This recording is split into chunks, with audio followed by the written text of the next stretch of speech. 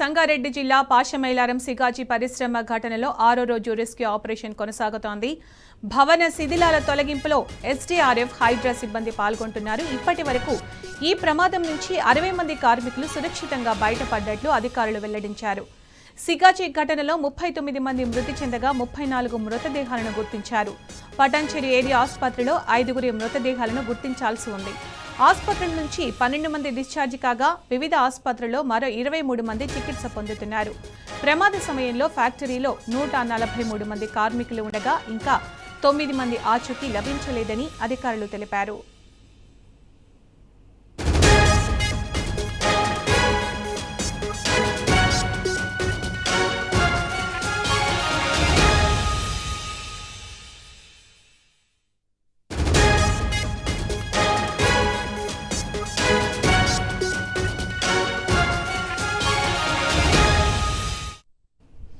ఇక ఇదే అంశానికి సంబంధించి పూర్తి సమాచారం మా క్రైమ్ బ్యూరో చీఫ్ భాస్కర్ అందిస్తారు. భాస్కర్, సిగాజీ పరిశ్రమలో మృతుల సంఖ్య 40కి చేరినట్టు తెలుస్తోంది. అలాగే రెస్క్యూ ఆపరేషన్ ఎంతవరకు వచ్చింది, అప్డేట్స్ ఏంటి దీనికి సంబంధించి?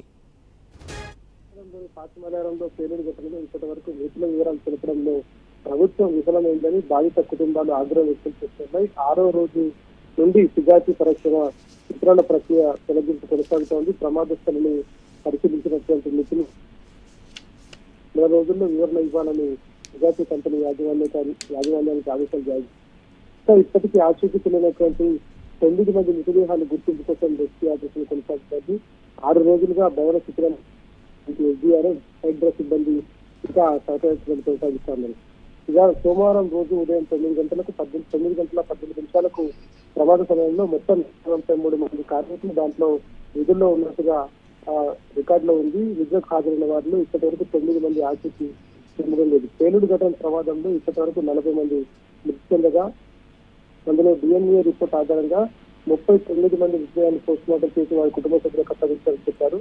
మరొక 10 మందికి సంబంధించినటువంటి మృతదేహాలు తెలియదు. మొత్తం 49 మంది మృతి చెందినటువంటి సందర్భంలో కేవలం 39 మంది ఇవాళ రోజు ఇప్పటి వరకు ఈ 4 గంటల వరకు మొత్తం 39 మంది మృతదేహాలను గుర్తించారు. ఇంతవరకు డిఎన్ఏ రిపోర్ట్ చేసిన పటాన్చెరు ఏరియా ఆసుపత్రిలో గుర్తు తెలియనటువంటి 5 మృతదేహాలు అక్కడే ఉన్నాయి. ప్రమాదం నుంచి సురక్షితంగా బయటపడినటువంటి 60 మంది కార్మికులు వారిని వివిధ ఆసుపత్రిలో చికిత్స అందించిన తర్వాత వారిని పంపించడం జరిగింది. 23 మంది ఆసుపత్రి నుంచి డిశ్చార్జ్ అయ్యారు. 12 మంది ఇంకా ఆసుపత్రిలోనే ఉన్నటువంటి పరిస్థితి. ఇప్పటికే సిగాజీ ఇండస్ట్రీ యాజమాన్యం బాధిత కుటుంబాలకు ₹1 కోటి నష్టపరిహారం ఇస్తామని చెప్పినటువంటి నేపథ్యంలో ఎప్పుడు చెల్లిస్తారనేటువంటి విషయం కూడా ఇంతవరకు తెలియలేదు.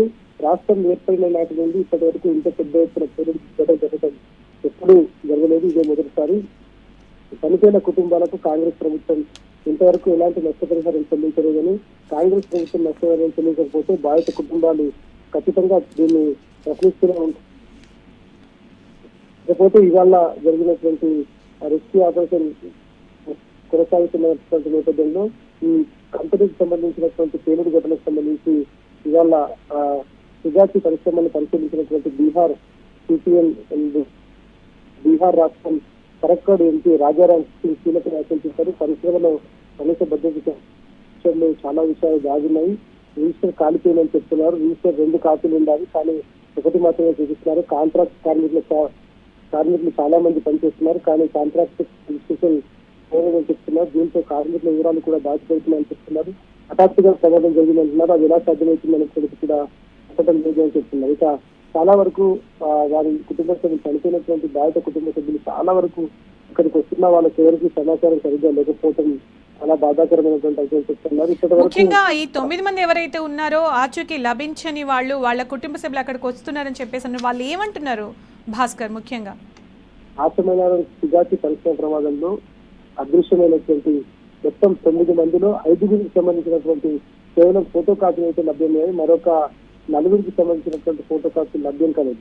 విజయ్, అఖిలేష్, శివాజీ, జస్టిన్, వెంకటేష్ ఈ 5కి సంబంధించినటువంటి వారు గుర్తించారు. మిగతా వారు గుర్తించట్లేదు.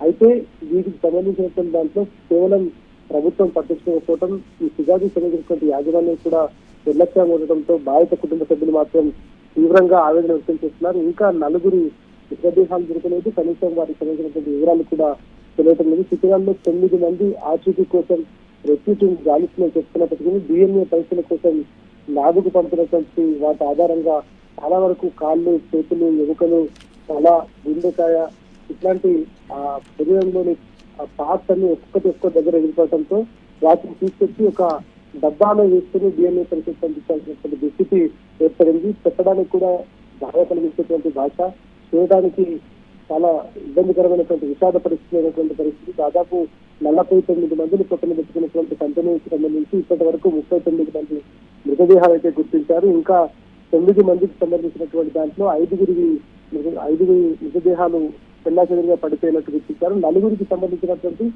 ఆడవాళ్ళు కూడా కేవలం కనీసం సీమకు సంబంధించినటువంటి ఆడవాళ్ళు కూడా తెలుగా భాగాల్లో దొరకకపోవడం దురదృష్టకరం.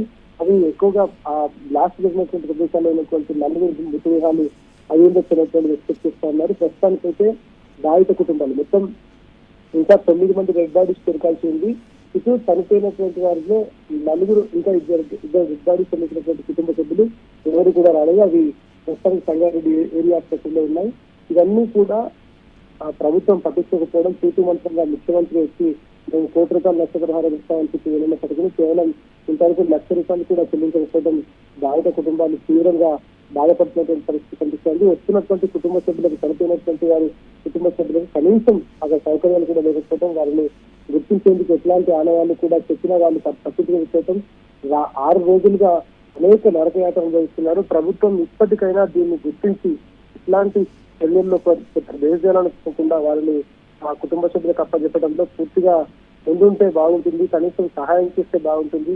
అక్కడ డాక్టర్లు పట్టించుకోవడం లేదు, రెస్క్యూ పట్టించుకోవడం లేదు, కలెక్టర్ చేసినటువంటి బిల్డింగ్ కూడా పట్టించుకోవడం మాత్రం ఆవేదన వ్యక్తం చేస్తున్నారు. ప్రస్తుతానికి 9 మందికి సంబంధించినటువంటి డీటెయిల్స్ అయితే తెలియాల్సిన పరిస్థితి కనిపిస్తుంది. అవి వారి డెడ్ బాడీస్ కానీ వారి శరీర భాగాలు ఇంతవరకు ఒకటి కూడా లభ్యం కాకపోవడంతో కుటుంబ సభ్యులు అయితే తీవ్ర విషాదంలో మునిగిపోయి ఉన్నారు. Right Bhaskar, thank you.